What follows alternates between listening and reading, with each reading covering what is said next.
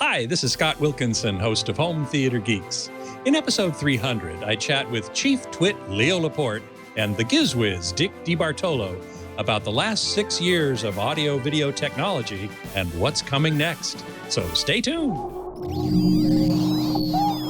Netcasts you love. From people you trust. This is Twit. Bandwidth for Home Theater Geeks is provided by CacheFly at CACHEFLY.com.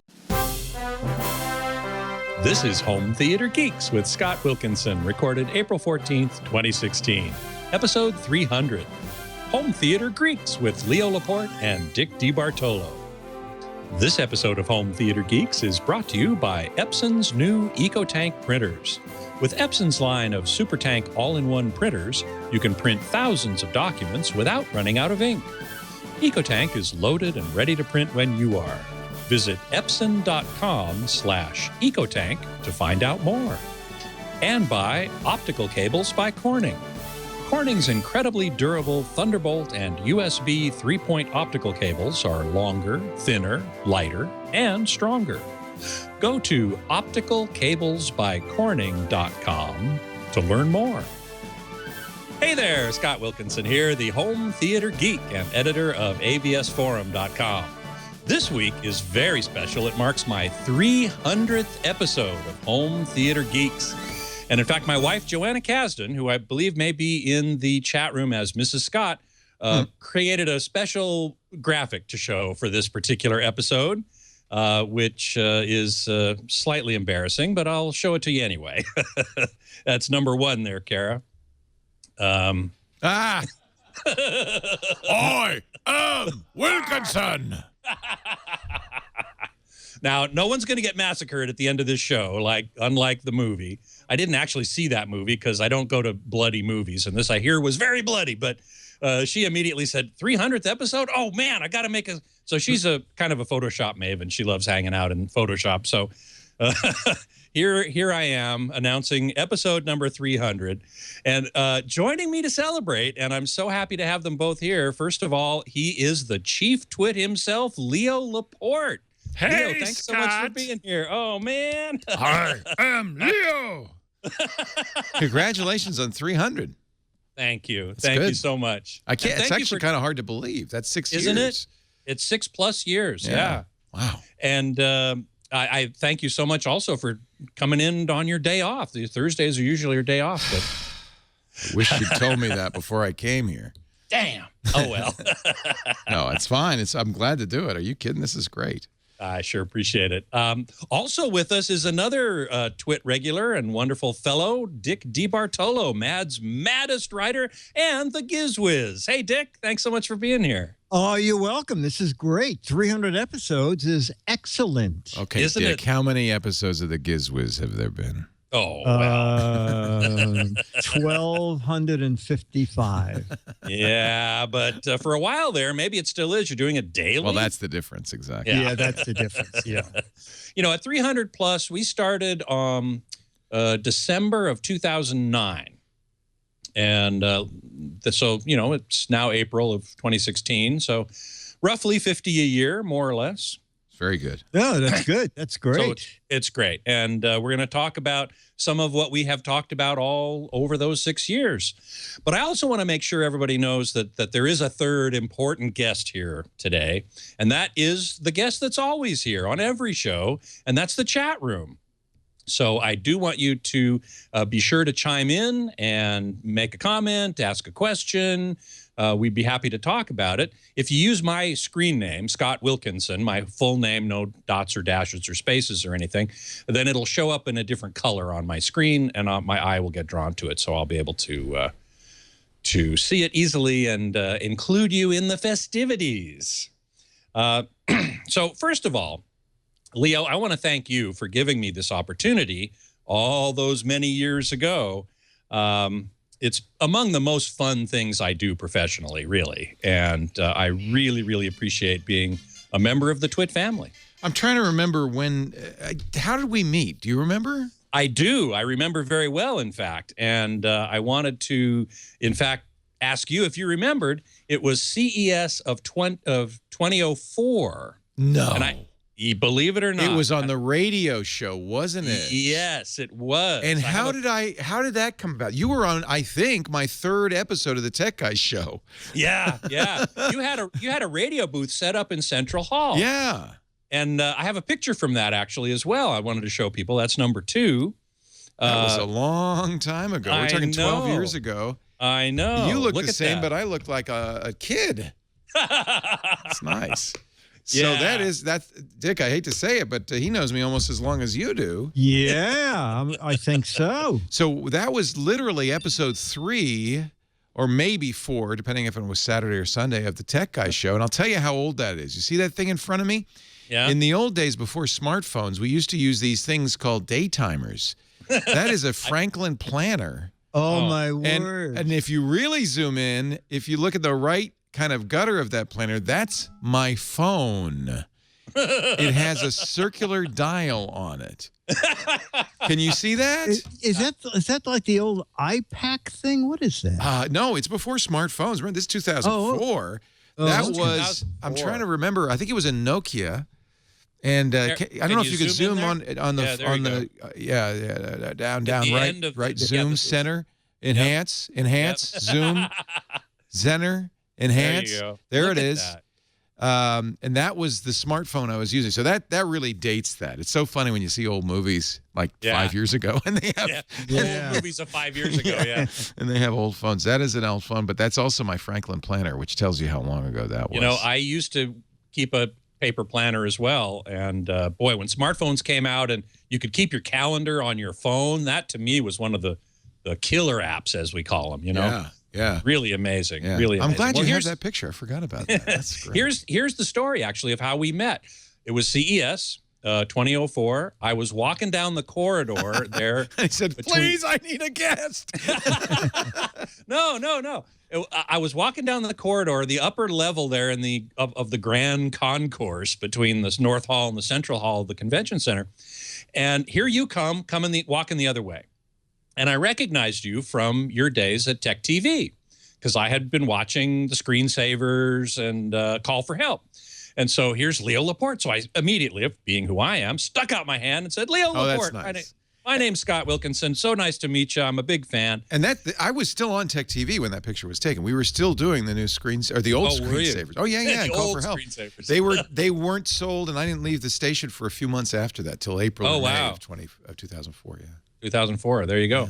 Yeah. So you asked me what was I doing at the show, and I said, "Well, I'm a journalist. I'm covering the show." And you said, "Oh, you want to be on my radio program?" I think I was. Not to knock you in any way, but I was very glad to get somebody who could talk about TVs there. Yeah. Although, what kind of TVs were we talking about in 2004? Well, that's the question, isn't it? I mean, high definition was the thing. Mm-hmm. It hadn't been around that much since at that point. I think high definition first started broadcasting in like 1999, maybe, but there were only a few people who had them. So there were a lot of people still with CRT TVs. Yeah.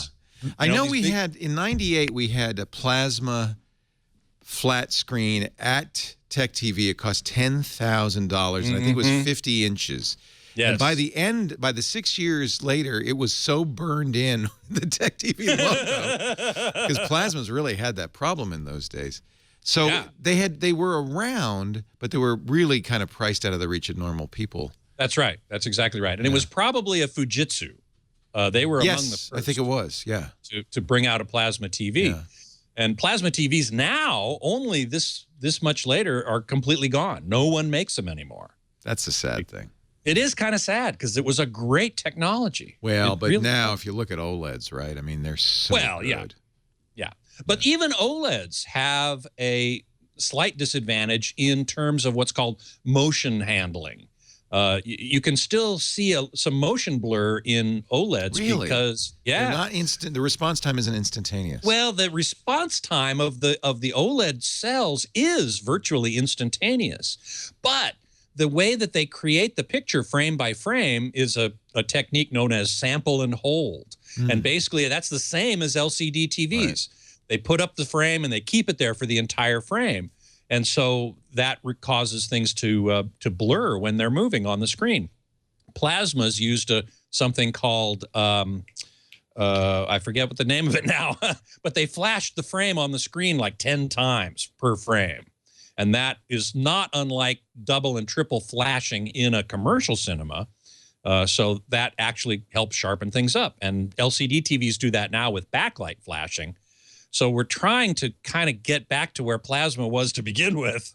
And why OLEDs don't do this subfield drive is what it's called, subfield drive. Why they don't do that, I don't know. I have to look into that technologically. But anyway, so there we were. You said, want to be on my show? So I, of course, said yes. And I ended up coming down there. We talked about what I had seen and what you had seen at CES that year. And the rest is history. I am so grateful to have run into you that day that led to all of this. And now episode number 300. Twit didn't even exist back then. So you were a regular on the radio show, and then after doing the radio show, it probably wasn't regular right away, right? But not right away, no. But you did invite me to come up, and we did a couple of shows from the old cottage. Yeah. Remember the cottage? Yeah. Where I came up, and you and I together did a full show, 3 hours of home theater stuff. Right. And at some point after that, you were going to be on vacation. You asked me to fill in for you. Burke just handed me the old headsets we used in the early days of stuff. This is not a joke of Twit. I bought these because I was told that these were the headphones that they used on NFL broadcasts at the time. And I thought, well, if you can use these in a noisy football game, you should be able to use these to do radio shows from. So for in the earliest days of the radio show, and by the way, it did not sound good. When I found the Heil PR40s, and that was about 2005 or 6, that was later. But that's what I think in that picture. This is what we're wearing. Could very well Sennheiser HMD 28013. Mm-hmm. Yeah. Yeah, there you go. That's it. Big and clunky. Look, there you are. You're wearing it. Horrible. Yeah, we did the first podcast with these, too. I had about 20 of them.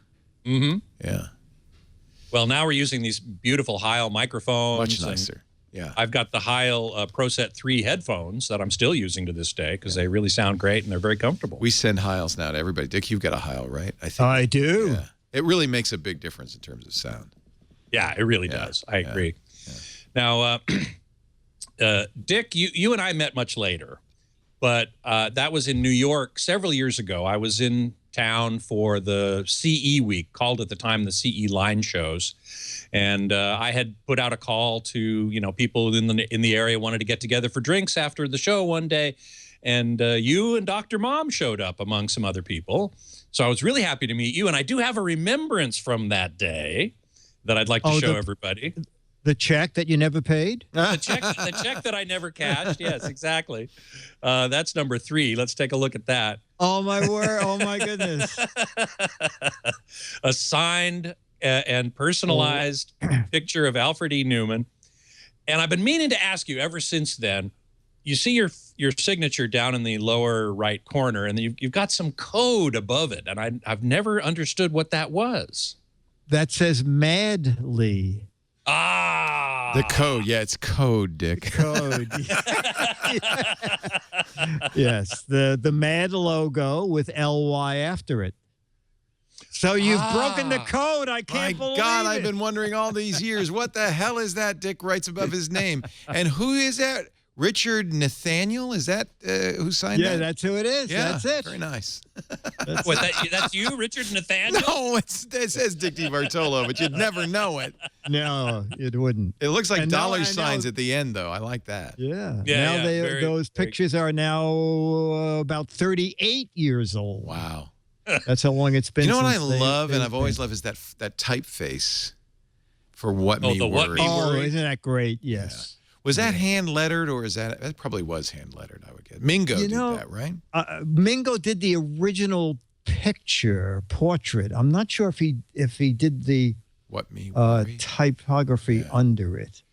The original painting, by the way, went for a couple of $100,000 at auction. No kidding! Wow. Yes. Yeah, I used to hang on the wall at Mad, and then one day someone from Time Warner went through and said, "These aren't the original pictures, are they?" And they said, "They are."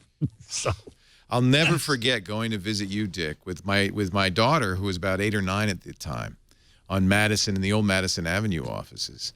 And they have all these giant art. If you've ever been in an art studio or a gallery, they have giant wooden drawers that you pull out, and inside is a painting. And when you see the original paintings for Al Jaffe's fold-outs, or fold-ins, I should say. Fold-out, yeah. Yeah, or those covers, they're beautiful. Yeah. Paintings. It's called 2 Times Up, but it's actually 4 times the size of a page of a magazine, so they are big. Scott understands that. That's 4K. Yeah, exactly.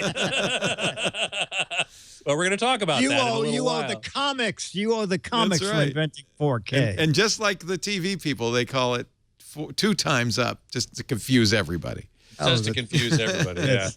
Well, I got to tell you, I've been a reader of Mad since, college days and before, and earlier than that even. And my wife, too. She wasn't exposed to very much pop culture, but Mad magazine was one thing that she definitely read a lot. So that's great. Definitely a testament to your brilliant work there. Really, really amazing. So I got a couple comments in the chat room already. Creamy Corncob is asking, so that was the Sony Trinitron days back when I met Leo? Yeah, yes, it was. We still had the Sony Trinitron. Sony was still a big name in television. Yeah. Somewhere I have a picture of a Sony Vega CRT TV, which when it came out was the coveted television set. Ultra black, right? Yeah, and I have a picture of it sitting in its box, original in the box, on a curb saying, "Free, take me, please." And tells you everything you need. I got to find that picture. You do, because that would be really good. Oh, yeah. When it first came out, I mean, that was thousands of dollars itself. Oh, yeah, and they were huge and they were heavy because they were tubes. They were deeper than they were wide. So you had to not only have a table, you had to have a long throw that you could put it in the corner or somewhere. Right, because it was super deep. Yeah. When was the very first plasma TV? Do you remember? The very first plasma TV, probably around 98, because that's when we got it. I was thinking 98. Yeah. I was thinking 98. That much, because you, I think, Leo, of course, being on the bleeding edge of technology, probably would have gotten one. Well, I didn't buy it, but Paul Allen did. Oh, and he had a little money, and he put it. It was such a thing to have one. It was in the front lobby in a sealed display case when you came into Tech TV, showing the channel, right? And that was the only one in the building because they were so expensive. Well, you know, there's a store in New York City, Hammacher Schlemmer. Oh, yeah. Oh, yeah. Always, right. And they had the first in New York. And I remember I used to go there once a week to look at it and to sunbathe because they were put out. They were you could feel them. Hot. Yeah. Yep. Yeah. Yep. Exactly right. Big, and it had a chain from the ceiling, but it was quite. I would always get someone from the office. I say, "You want to see something really neat on our lunch hour? Let's run down to Hammacher Schlemmer." The cool thing about it, of course, as Leo said, the CRTs were so deep and fat, and these plasmas, which by today's standards are pretty deep and fat too, but nothing like the CRTs. And so they were like, wow, you could hang that on the wall like a painting. It was really something. That was a big deal as they were flat. That was huge. Yeah, exactly. Yeah. Yeah. Well, listen, I want to ask you guys about what you have in your homes that you watch TV on and listen to music on. Dick, Leo was thinking you might not even have a TV, but I think you do, right? No. I had a Olivia. Remember Olivia? I remember it well. I have one in a spare bedroom right now. Yeah, they were the first to start driving the price of LCDs down with. Yep. They kind of do what Vizio does today. Yes. Is to give you a really decent TV for not a lot of bucks. And so I moved from Olivia to Vizio, and I bought the smallest Vizio 4K that they make, which is a 43-inch, which in my living room is wall to wall. Well, you live in New York, so I live in New York. I live in New York City, and I have the smallest Bose home theater system And I only use that when I'm watching movies because I don't want to drive my neighbors crazy. So I actually use the speakers in the Vizio 4K for the news and stuff like that. And if I'm watching a movie, then I switch to the Bose home theater system. And that's a 5.1 probably? Yes. You know, I think it, you know, I don't think it even is. I think it's, what was that before that? Was it 3.2 channel or maybe 3? Yeah. 1.0, I think is what it was. Right. That was what we originally had, yeah. But I'm very happy with the Vizio. How long ago did you get that Vizio? I got it about 8 months ago. Okay, so I actually called Vizio, found the PR guy, and said, "Listen, for me, $550 is a lot of money. Can you just tell me next Friday you're not coming out with something newer?" And he said, "Oh, I can tell you what." He said, "Your set will be brand new for at least 6 months." There you So go. that was good enough for me. Well, this is a big problem. This is a big problem that all of us face who are in the technology, you know. Josh Windish, one of the engineers there, Poor the normal Josh.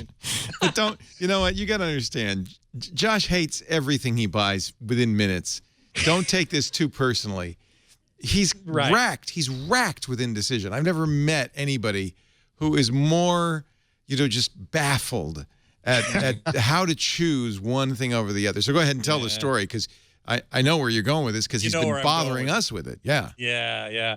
So Josh contacts me. He says, I'm ready to upgrade. I want to get a TV, a bigger TV, 4K, Ultra HD, high dynamic range if I can. I've got this much money to spend. So I looked around and I kind of knew what I was going to recommend to him. And I recommended the Samsung, it's called the JS 8500. Flat, not curved. We can talk about flat and curved, but this one was flat, which I prefer. Getting very good reviews. And it was in his price range for a 55 inch, I think, a 50 inch or 55. So he said, great. Went out, got it. Everything was cool.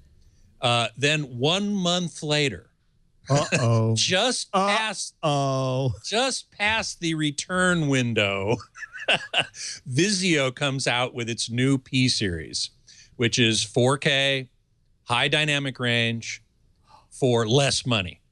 Oh my gosh! Oh my gosh!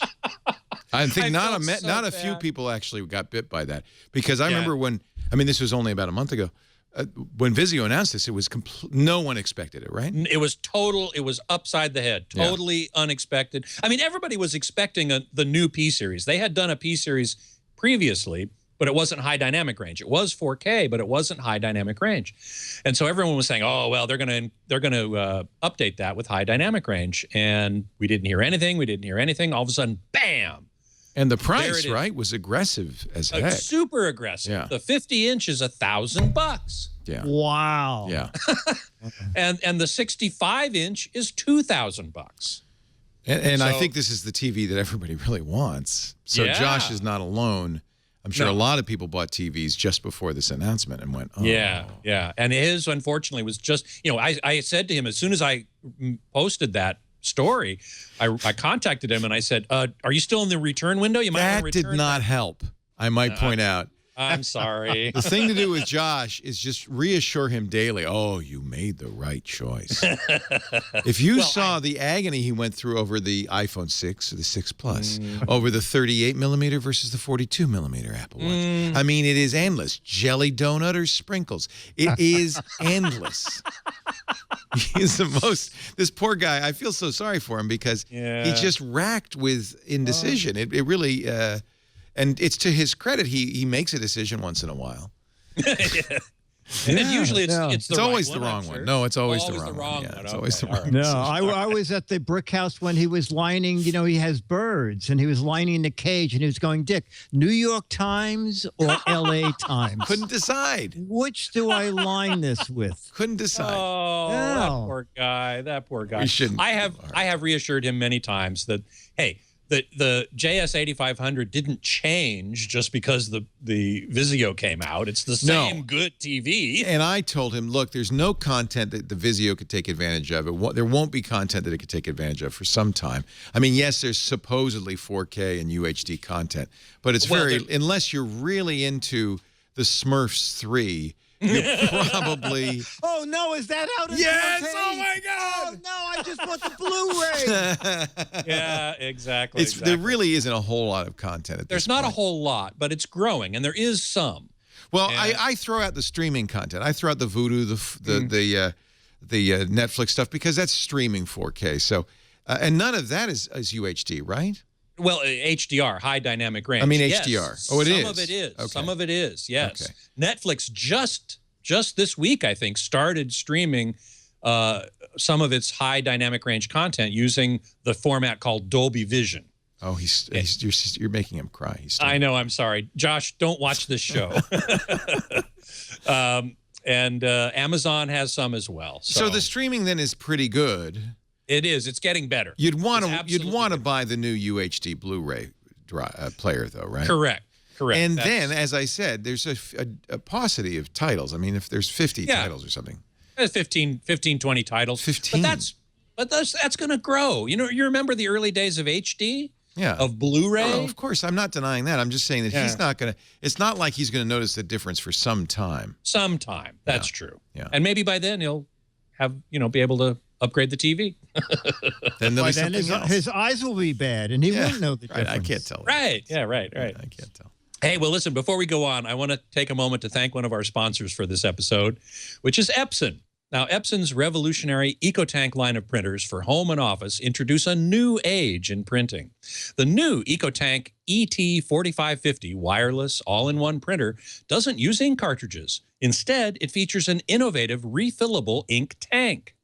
It comes with enough ink to print up to 11,000 black pages or 8,500 color pages, which is equivalent to about 50 ink cartridge sets. You're loaded and ready to print for up to 2 years. Powered by Epson's leading-edge precision core technology, it delivers high-speed, vivid colors, and laser-quality black text. Plus, auto two-sided printing, a 30-page auto document feeder, and easy wireless printing from tablets and smartphones. It's no wonder the ET4550 printer was named a CES 2016 Innovation Awards honoree. All EcoTank printers deliver an unbeatable combination of convenience and value with ultra-low-cost replacement ink bottles. Now you have the freedom to print without running out of ink. Visit Epson.com/EcoTank today to transform the way your home, office, or work group prints. For the best combination of ease and value, turn to the new Epson EcoTank printers. That's epson.com/EcoTank. And we thank Epson very much for their support of Home Theater Geeks. Epson, exceed your vision. So, Leo, what about you?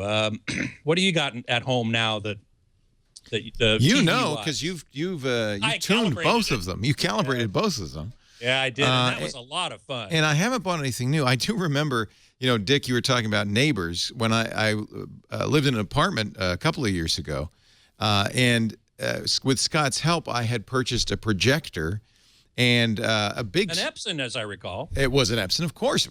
What else? And which I think I've now given to the high school. I think has it.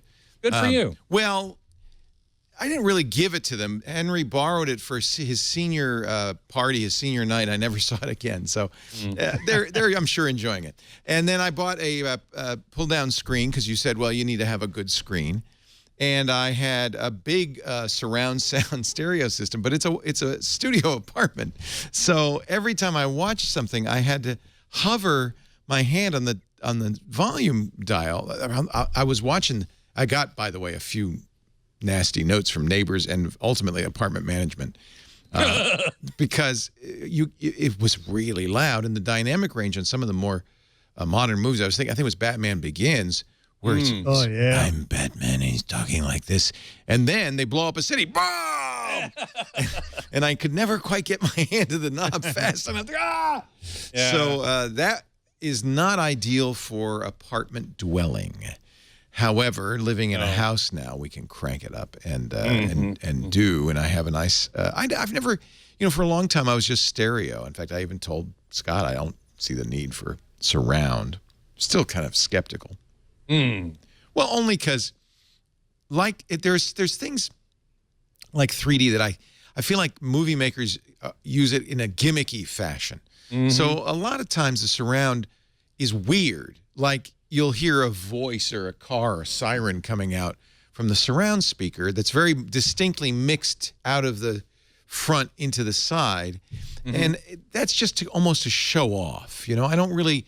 They overdo it. They could be a little more subtle, and then I would get a spatial sense. But no, they have to really emphasize. Look, it's over there. Now it's over there. Now it's over there. And that takes me out of the movie. Well, certainly in the early days of surround sound, they did that a lot. Yeah. I remember that very clearly. But as people as mixers, sound mixers, they're getting better. As they got used to it and learning how to do it, and now, of course, we've graduated from 5.1 or 7.1 surround, which is speakers around us, to what's called immersive audio, Dolby Atmos being the most prominent example of that, with speakers not only around you, but overhead as well. And that's not gimmicky at all. Well, no. It depends on again the mixer and whether or not when you go to someone's house and they have a tape measure and they go, now walk a little bit over. Now how tall are you? We have to know how tall you are so we can adjust the speakers. I think that it's nice, but I think really if you have a subwoofer, I am a believer now in center channel because vocals should come from the center channel. But so a 3-1 system is, as far as I'm concerned, fine. I have 5.1 in all three rooms where we have a big screen TV. We have in the gym, we have the Sonos sound bar and then the subs and the rear speakers. And that's a decent, simple, easy to set up, although not an expensive system. But we like Sonos for other reasons too. We can listen to audiobooks and music and everything else. All throughout the house and any way you want. Yeah, and so having that in the gym is nice. And then with that one's paired with a Samsung LCD that Lisa had. That was what she brought into the marriage. And then that was a Samsung. That was her dowry. Yes. And then I have in the living room that's the biggest TV is a 70-inch Panasonic Viera, which you calibrated, and it really looks good. In fact, at some point a few weeks ago, somebody shifted it out of the custom calibration mode into movie mode, or it wasn't dynamic, but I was looking at it and said, everything looks so washed out. I don't really like this. And then I checked and I said, this is not the calibration that Scott did. When I put it back in that, the first time I saw it after you'd calibrated, I said, everything seems muted, but it's real. The colors were very realistic, and I got used to seeing green grass instead of fluorescent green grass, and I really like that. So that TV really, and it's a plasma, it's a Viera. It was at the time probably one of the best TVs you could get. No doubt. It replaced a Kuro, which we have here in the studio. We still use the Kuro here in the studio, but the Kuro's also plasma, and top of the line. Pioneer. Yeah. Pioneer Kuro and the Panasonic, the higher end Viera models, they use that name across a wide range, but the higher end, which you did get, were the pinnacle. Really nice looking. Plasma technology. Yeah. Absolutely. I still have a Kuro in my theater. Yeah. Although I think the Viera competes well with it. And I have to say, of course, my den, my office, I have, as you know, the Samsung OLED. It's a little small. It was it was $10,000, I think. It was very I think. $9. Yeah. It was incredibly expensive. Yeah. And Samsung makes the worst software, bar none, on their smart TVs. If I could turn it off and just make it a monitor, I would. It still occasionally turns itself off because it thinks I'm not watching. It will. Oh, it's crazy. I mean, and it has, Samsung's, whatever they call it, version of CEC, which works okay. CEC doesn't work great anywhere. That's the technology that allows a device like, say, Roku to capture the TV and the AV receiver and make it be that channel. It integrates the control. It's called consumer electronics control. And it's a standard that is not well suited, implemented. Frankly. Yeah, not well implemented. However, it does it. Although Occasionally, it does it on its own. For some reason, it's somehow gotten the habit of switching to the TV CD input, which has nothing on it. And then the final thing that I really find annoying is that Samsung has decided that, well, you know, every few months we got to let you know that we're taking an app out of the App Store, and while you're watching a show, a banner slides down that says, hey, just a reminder, we'll be discontinuing Skype for TV on April 29th. Oh, Click man. yes or no. And that's What? extraordinarily annoying, and there's no excuse for it. And Samsung, you suck. Don't that's not okay, especially a $9,000 TV. However, and it's curved for no apparent reason. However, the picture is very, very nice, and you found you didn't really need to calibrate it very much, right? It was pretty close to good. Much. No, yeah. no, it was mostly very good. You're Yeah. right. I did do a little bit of it, and in fact, there's a Home Theater Geeks episode where Robert Heron and I are in your house late at night. You were away at some place. You were out of town, so you let us in, and we actually calibrated it in the evening and made a Home Theater Geeks podcast out of it. So. Yeah, so you can go back in time and watch that. That's right. Still a very good TV. The blacks are very rich and dark, and it's a beautiful TV. It's small. You know, I think it's 50 or 55. 55, I think. Which for Dick would be kind of big, wouldn't it? Yeah. Depends on your What are you space. kidding? In my den, it's fine because I'm not sitting. I'm closer than I am to you right now. I mean, I'm sitting maybe 6 feet away from it. We have the couch right in front of it.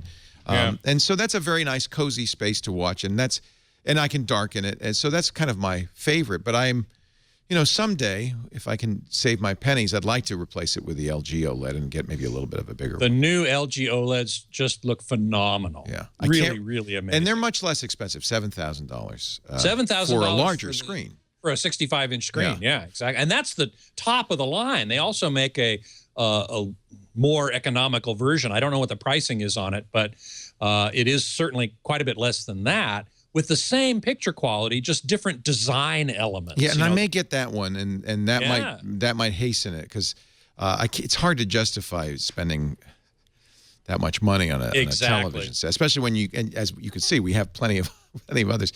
The guest room does have its own Vizio LCD. Those are great, and for guests, that's great. One of the nice things on that one is it has the Roku 3.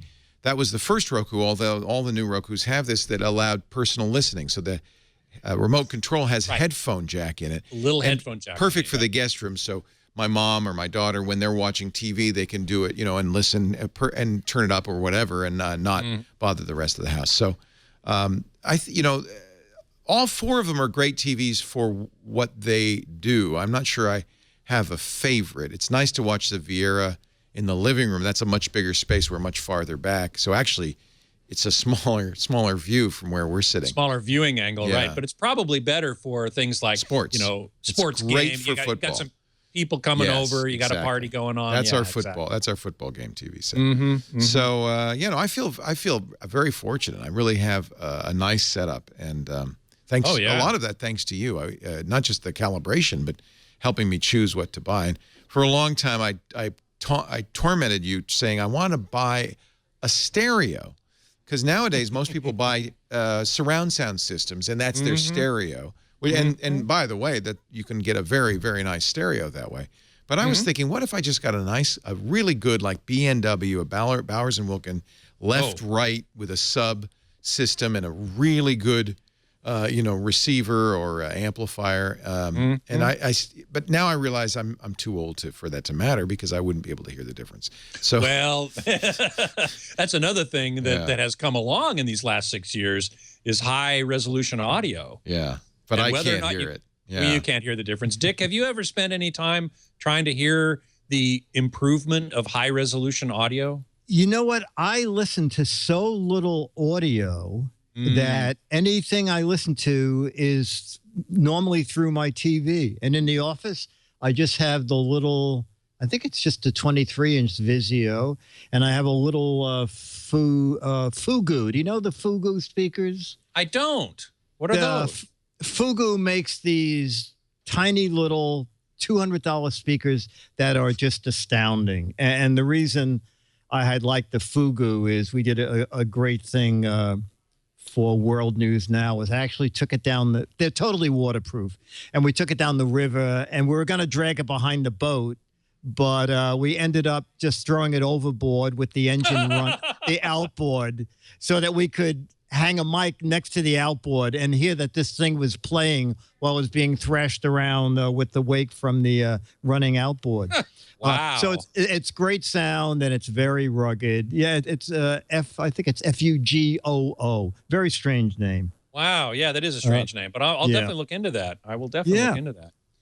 Well, listen, one thing I wanted to mention, to talk about a little bit, is the move from physical media to virtual media, which, Leo, you mentioned, you know, streaming video content has not been nearly as good as physical media, and that's true.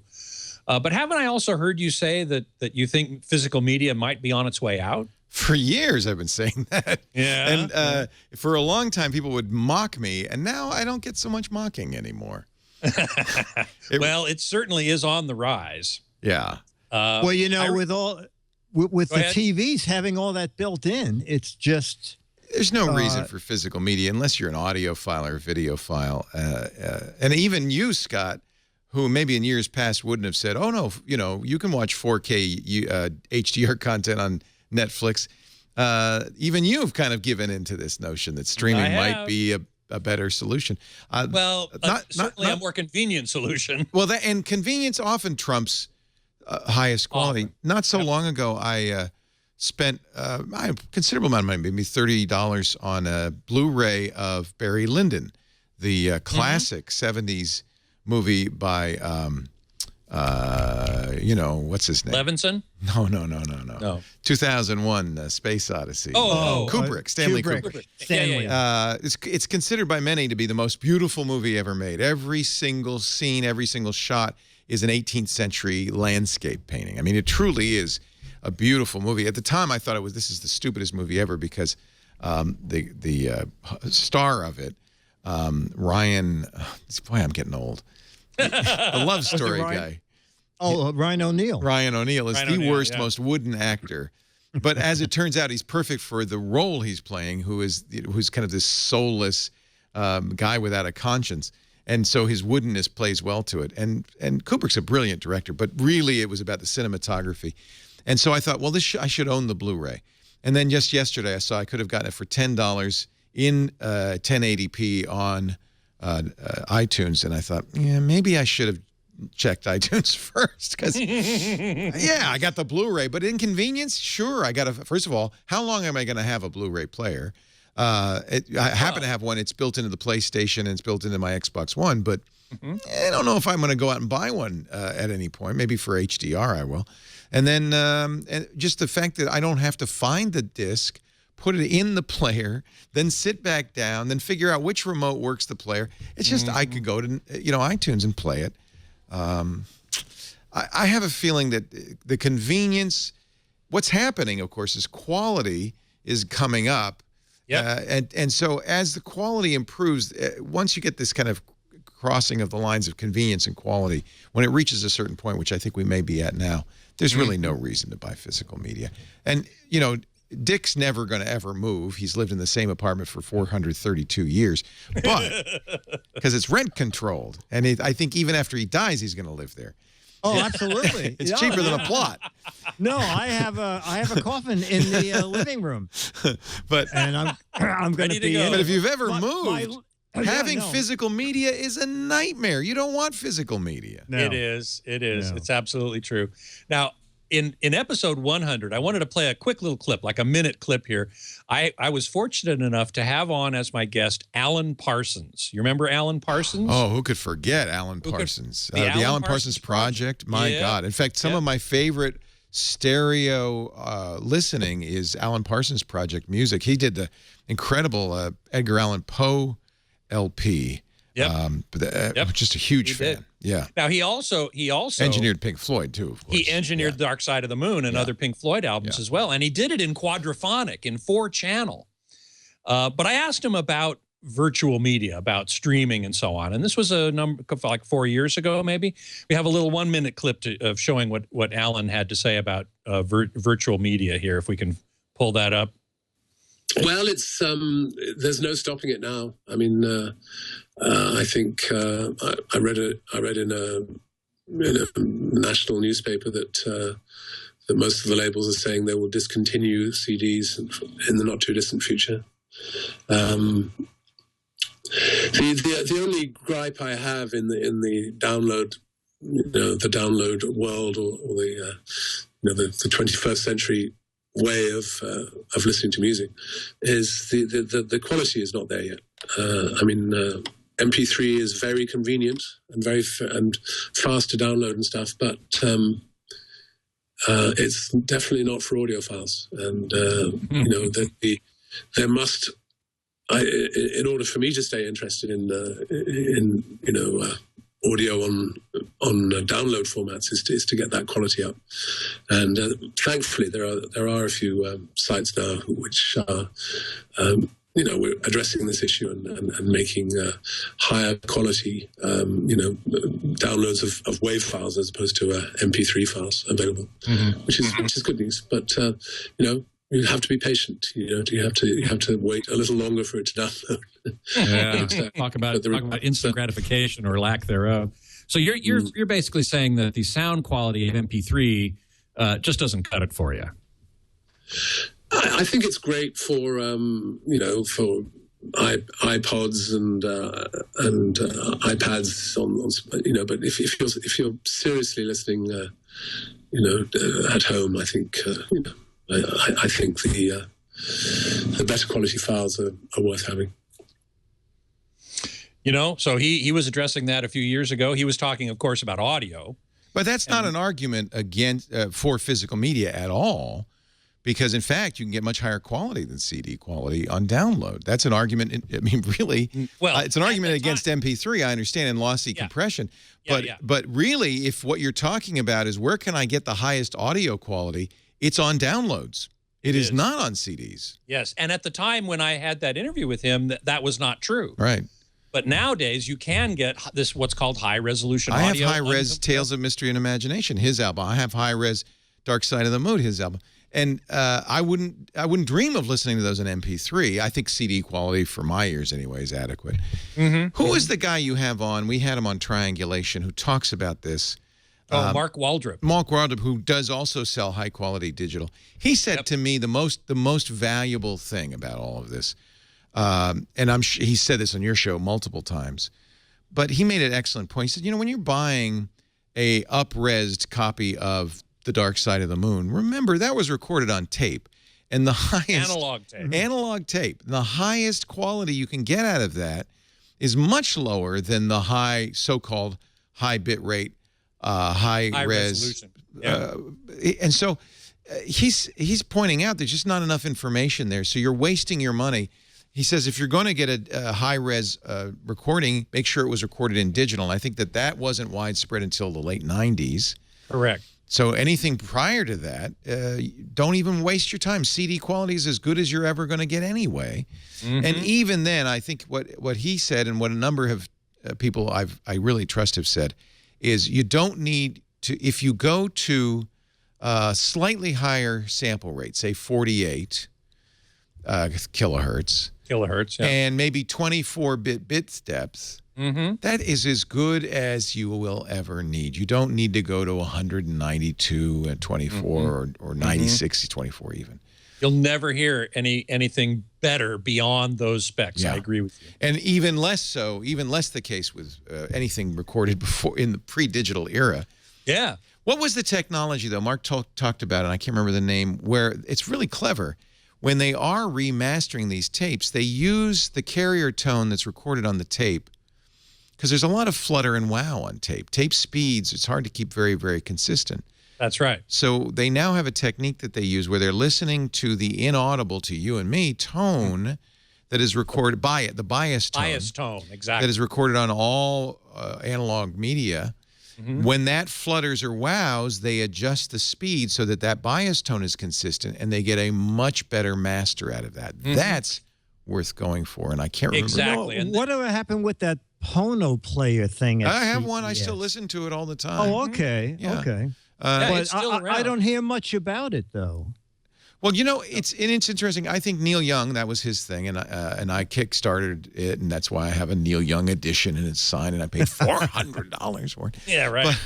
But what's interesting is, HTC now in their new HTC 10, more and more phones are coming out with higher quality DACs. Oh, I see. Okay. And so what's happening is there's no reason necessarily to get a Pono because you're going to have better quality DACs in many of these portable players. Apple will never do it, probably. But probably. If you care about sound, the LG G5 has a new sound module. You can plug in a DAC that can do 9624, or actually better, I think.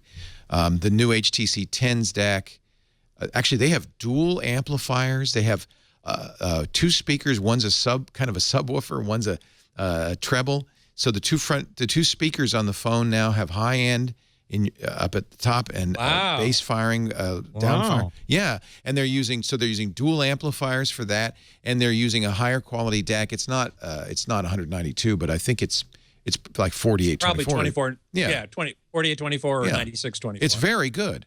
So what happened, I think, is Neil got people to think about it and encouraged a lot of manufacturers to put a little extra money. It can't cost that much more. No. To make a better sounding device. So I think you can get it. So Sony does this. They've got a big high-res audio initiative, Sony. They're overpriced too, though. They really can get you. And again, anybody over 40 probably can't hear at least the high end. That's it. I recently posted a thing on AVS with some test files to sort of a informal self-administered hearing test that basically lets you determine what is the highest frequency you can hear. And all three of us certainly can't get anywhere near 20 kilohertz, which is the upper limit of theoretical maximum of humans, and only babies really can hear that high. But if you're interested in finding out what your own particular high-end frequency of your hearing is, you can go to AVS Forum and download these files and check them out. Yeah. Hey, listen, before By the way, go, Plangent is the technology Mark Waldrop was talking about. Plangent. Plangent. Okay. The Plangent process takes care of uses the bias. The bias tone. To improve. So that is worth looking for. And the stuff that Mark sells on his site. Oh, it's all phenomenal. Is Plangent, much of it. Any of the analog tape stuff is. Yeah, but he doesn't even deal with that. He's doing digital now. He's doing digital all the way through. 2496 from the recording through all the editing to the final mastering to the final release product. Yeah. He'll also downsample it if and offer you lower bit rates, lower resolution if you want, but he is a fanatic about maintaining quality all the way through. There's just a lot of great stuff. Miles Davis, Kind of Blue, that was recorded on reel-to-reel tape. And if you can get a better master out of that, it's really worth doing. Exactly. And that's why some of these remastered high-res older recordings are actually worth something because they remastered them. They did exactly what you're saying. Yeah. Well, listen, before we go any further, I would like to thank our other sponsor for this episode, which is Optical Cables by Corning. Ooh. Now, Corning can greatly improve your audio-video workflow with their strong, durable, and far-reaching Thunderbolt and USB 3.0 fiber optic cables. Whether you're into high-end audio, photography, audio production, or computing, Optical Cables by Corning will allow you to build a convenient workspace through a superior long-distance connection. Corning's USB 3.0 and Thunderbolt cables are incredibly strong and flexible. They have exceptional cable runs of up to 60 meters, that's 200 feet for Thunderbolt, or 50 meters, 165 feet, for USB 3, making it so easy to move your noisy, space-consuming devices away from your workspace. You can bend or walk on Corning's cables. Even if they're tangled, it's no problem. They'll keep transmitting at top speed. Optical Cables by Corning will help you achieve acoustic and electrical isolation so you can enjoy a clutter-free, peaceful working environment. Now, this is an interesting testimonial. Universal Audio, a company that makes really, really great professional audio equipment, relies on Optical Cables by Corning to achieve acoustic isolation in their studio where they test all their new equipment, such as their best-selling Thunderbolt audio interfaces.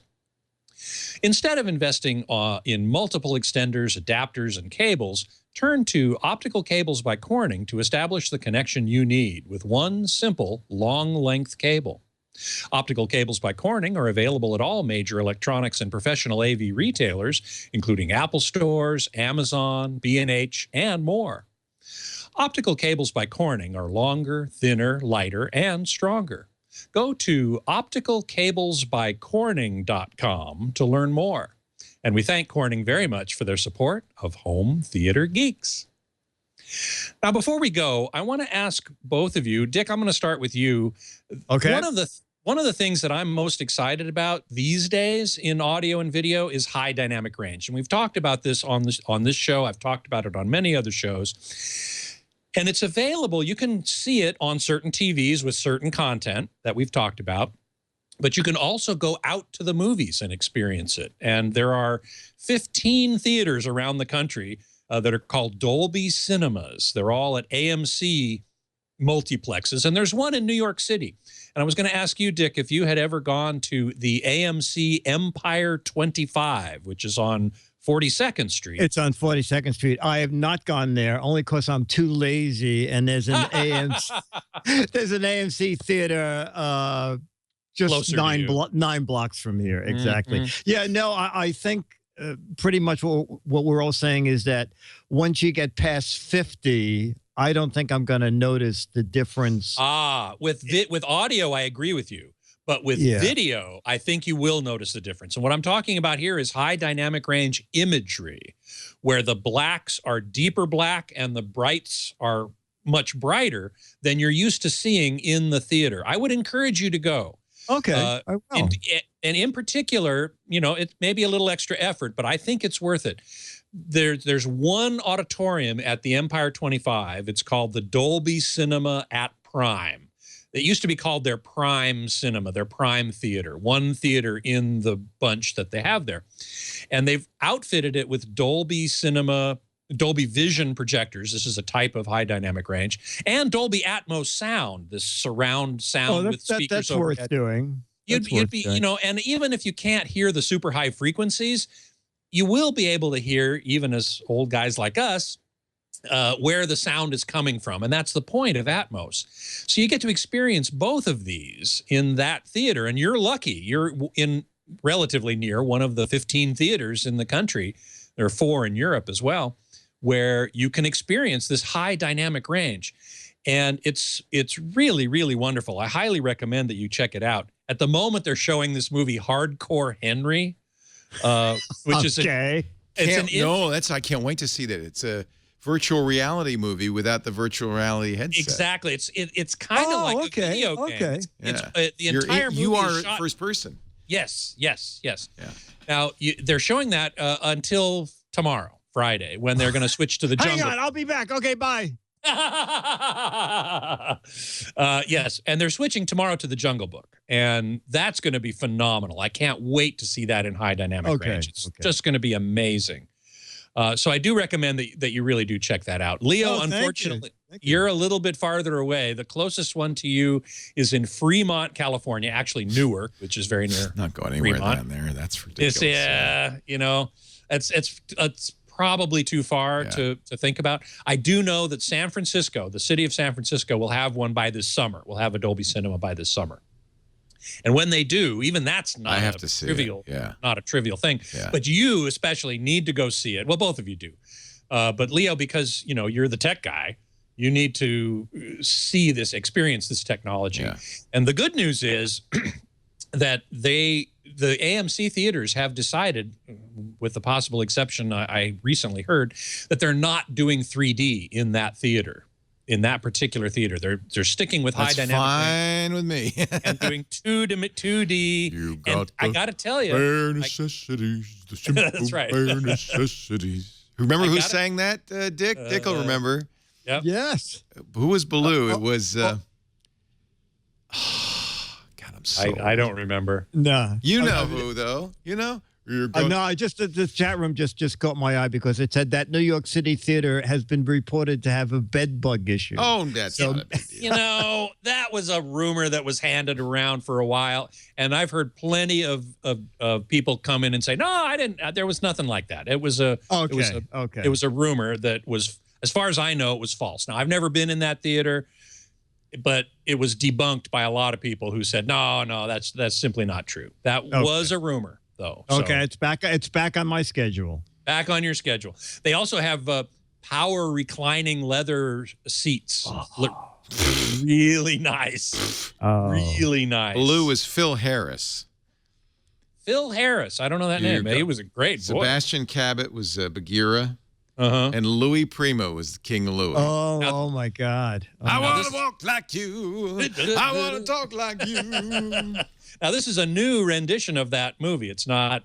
I know. It's got like real people in it. It's got real people in it. Yeah. See, it's no Smurfs too. I'm just saying. It's no Smurfs. No, it isn't. But it is high dynamic range, and everyone's really looking forward to seeing it. Unfortunately, I'm leaving tomorrow for Vegas for the NAB show, and it opens tomorrow, so I'm going to have to see it when I get back. But I'm definitely going to go see it because it's somebody really you would think at NAB. I remember seeing 4K, cinema there from Red. You would think somebody would set up a cinema with UHD and HDR that we could see at NAB. At NAB, they will have that. In fact, the reason I'm going tomorrow, NAB doesn't start till Monday, but the reason I'm going tomorrow is that they're holding what's called the Future of Cinema Conference. Well. And among the activities and things that are happening with that is Ang Lee is going to be giving the keynote. Now, Ang Lee is a well-known director. He's done a bunch of great stuff. And his latest movie, which is coming out September, I think, is called Billy Lynn's Long Halftime Walk. Story is about an Iraq War veteran who comes home, and the halftime walk refers to he and his team are special guests at a Dallas Cowboys game or something like that. And it's a drama, apparently, but in high dynamic range and in 3D, 4K. But what's most intriguing to me is that it's going to be in high frame rate. Now, you guys know, I'm sure, that movies have been shot for the last 100 years at 24 frames per second, with one exception, and that is I think the second and third Hobbit movies. You could see those in 48 frames per second. It was a brand new thing. It was kind of an experiment. People reacted. There was a mixed reaction to it. But this one was filmed and is going to be shown in certain theaters, I'm sure, at 120 frames per second. And we're going to see clips you can of it. see the entire movie in 20 minutes. That's an advantage. It could be an advantage, I suppose. It's going to take up an awful lot more hard disk space. I'll tell you that. Is it really? Yes. Seriously. Holy Seriously. Kid. Yeah, but it's going to be amazing. High dynamic range, 4K, 3D, and 120 frames per second. We're going to see clips of it during or at some point during his appearance there at the Future of Cinema Conference. And when that comes out in September, I bet you it'll be in Dolby theaters. Dolby Cinemas. It'll have to be. And those projectors, which are made by Christie, who's also going to be at NAB, can do that. Can reproduce that fast a frame rate with 4K, 3D, high dynamic range. It's really the next step, I think, in commercial cinema. It's really going to be something. So if they show that at the Empire 25, Dick, you really should go see it there. No question about it. Yeah, no, it's worth it. The good news is they won't have to do a new video format for those high frame rate movies, they won't, right? Because we can do high frame rate video. Correct. We can do 60 frames per second. Right. Certainly. And if you have one of those interpolating TVs that go to 120 or 256, or 240, you might even be. I wonder if they had original material that had that kind of high frame rate, if they could display. That's a really great question. Yeah. I don't think I'd have to look into the HDMI and see if they can actually do that. How high are they going in film? Well, in film, 48 would be double. 48 would be double. They're not going to do 96. Well, they could. They could do 100. They could. They're doing 120 because it's actually divisible nicely into 60 or into 24. Right. So that's really sort of what the genesis of that is. Yeah. And so what it will mean is that pans across a scene smooth. Or people moving are going to be super crisp, super clear. you know, if you go to a movie now or in the last 100 years, things that move get very blurry. And that's primarily because you're only shooting at 24 frames per second. So this is really the next step. And I'm really looking forward to seeing an example of it at NAB. In fact, let me play one more clip for you. This is from episode 285. Douglas Trumbull. You guys know the name Douglas Trumbull? Yeah. Very famous guy. He did the special effects for Star Wars. Star Wars. Well, no, he didn't. He did Close Encounters of the Third Kind. Oh, okay. And in fact, he turned down Star Wars to do Close Encounters. Big mistake. I was amazed. Yeah, maybe so. At the time, Spielberg was a name. Lucas, who was he? Who was Lucas? Yeah, right. Exactly. That American Graffiti movie. I don't know. Yeah. Anyway, he made a little 10-minute short to basically demonstrate 4K, 3D, 120 frames per second.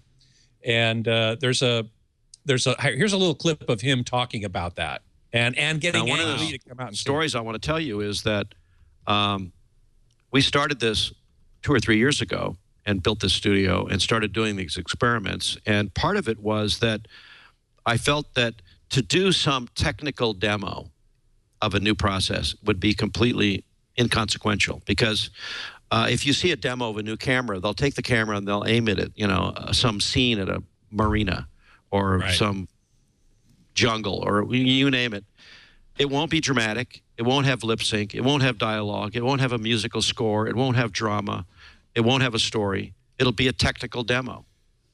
And I'm a movie director. I don't like technical demos. I wanted something really conclusive. So that's where Ufotog came up, which is I wrote and directed this story that does all the things that a conventional movie needs to be able to do. You have to do interiors, exteriors, wide shots, medium shots, close-ups, extreme close-ups, inserts, visual effects, set extensions, green screen, compositing, and everything is built into this Ufotog demo. And in October of last year, Ang Lee found out about what we were doing, and he made it his business to come up here and see what it was. And he was completely floored. This was just shortly after the success of Life of Pi, one of the most beautiful 3D movies ever made. I couldn't agree more. Absolutely so. Yeah, and so Ang, and he came, and then he came back a couple of days later with his wife, and then he came a few days later with his cinematographer. Then he came with his producer, and he came over and over and over and watched this Ufotog movie over and over and over. And then after about a dozen meetings, he said, well, will you set up a screening for this for Sony TriStar executives in Hollywood? I said, sure. So we set up a screening at Photochem Laboratories in LA, private screening for Sony executives, and they gave Ang Lee a green light on Billy Lynn's Long Halftime Walk at 120 frames, 3D 4K. Wow. This movie is in the can, folks. It's been shot already. It's going to come out in the fall of 2016. And it will be, I think, a major breakthrough movie. It'll be the first movie of its kind that shows that high frame rates is spectacular, 4K is spectacular, high brightness is spectacular. He's going to be working closely with Dolby, for instance, who are doing their new Dolby Cinemas. I think it's going to be spectacular. I hope we can do a combination of high frame rates and high dynamic range by the time this movie is ready for release. And I'm really proud to have been principal in encouraging Ang to do it and having him bite this thing hook, line, and sinker and go into production with a major studio. It's astonishing. And now here we are almost there. We're going to see examples of it at NAB. It'll come out in the fall. I think it points the way to the future of movies. It's really quite exciting. Hey, as long as we're talking about movies, you know, I'm also going to NAB, and on Monday, your audience might be interested. We're going to be interviewing the Academy Award nominated sound editor for Star Wars, the first 3 films, and also the most recent, The Force Awakens, Wall-E, There Will Be Blood. Matthew Wood, he's also the voice of General Grievous in episode 3. Wow. He is a sound engineer at Skywalker Sound. So we are going to talk about movie sound Monday. That'll be our triangulation episode, 11 a.m. Pacific, 2 p.m. Eastern. We'll be live from the Live View booth at NAB. Oh, excellent. Yeah. I'm going to come by. I'm going to drop by, definitely. Yeah, you'll want to meet Matthew. And, I really, definitely it's going to be exciting to talk to. Maybe he'll come on my show. I'm sure he will. Yeah. I had to steal him from you. No, I'm glad you have them. That's Yeah, fantastic. no, it's exciting. Well, we wanted to, we're going to do kind of an NAB. We'll be there Monday, Tuesday, and Wednesday. I'm only going to be there Monday doing iOS Today and Triangulation. But our iOS Today will also talk about how a lot of media creation folks are using iOS to do their movies, to do their stuff. In fact, we're going to talk to Oliver Breidenbach of Boinks. They make some very interesting editors for video for iOS. They make, of course, iStop-Motion, which is the best stop-motion program for iOS. And I'm hoping to get a look at the Mevo camera, which is a new camera designed for Facebook Live. You'd kind of appreciate this, Scott. It's a 4K camera with a 150-degree view, but it streams at 1080p, so you can pick whatever part of that 4K you want to see, and you do that on an iPhone. So in effect, it gives you a 3-camera shoot, with one camera, and you switch with the iPhone. It also has software to do face detection, so you can stand in front of it, move around, and it will follow you without moving the camera at all, because of course it's got this wide field of view. I wonder if that super wide angle lens makes any barrel distortion or anything. Well, they correct it, of course, in software. We've seen this before. Right. There's a drone. The Bebop drone does the same thing from Parrot AR. It's kind of cool. It's a high-def picture, but they have a much higher resolution camera on it, because normally in a drone you actually have to move the camera to aim it or move the drone to aim it.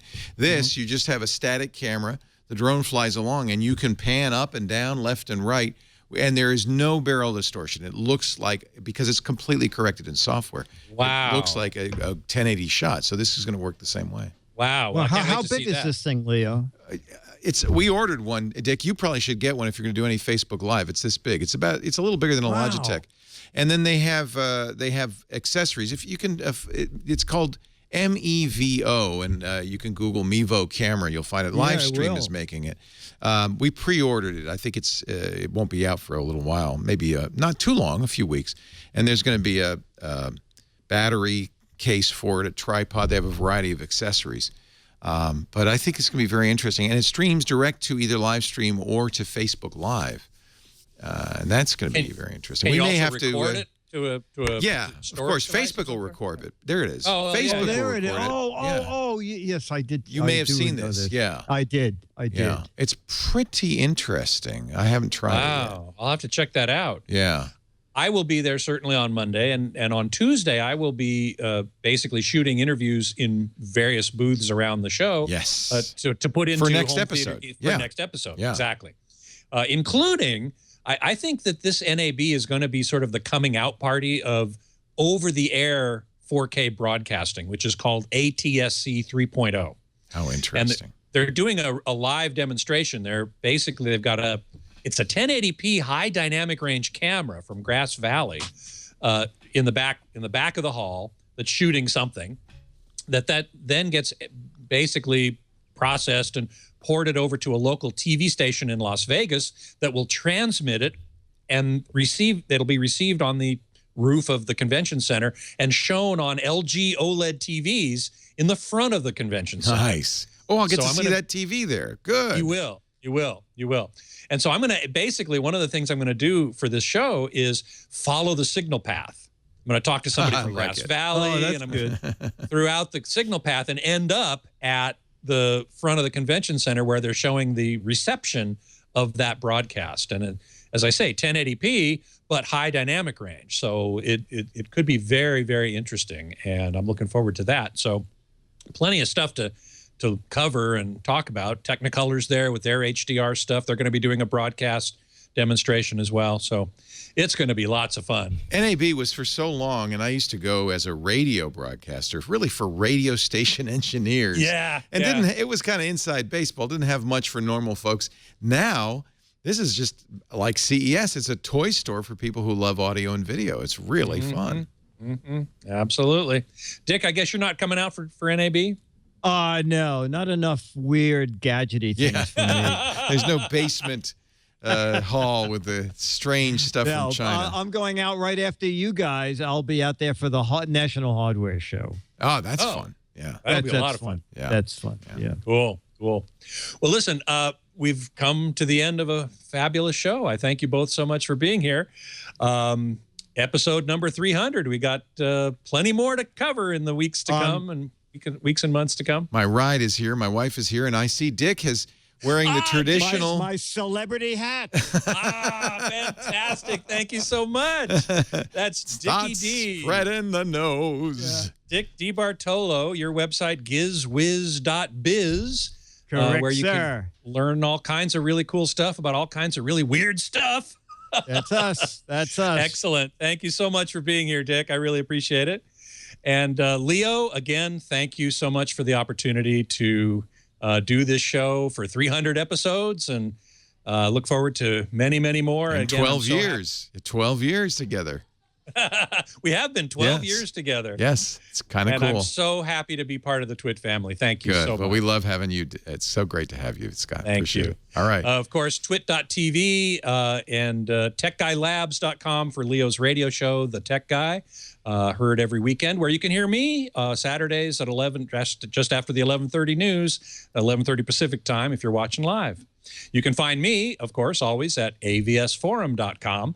You can email me at scott@twit.tv, and you can follow me on Twitter at htgeekscott and at avsforum. You can always find previous episodes of Home Theater Geeks right here at twit.tv/htg and on our YouTube channel, youtube.com/twit Home Theater Geeks. Now, as I said, next week I'll be at the NAB show, and we'll be conducting a bunch of interviews there, and that'll get assembled into next week's podcast. So I do hope you will join us for what should be a very interesting program. Until then, geek out.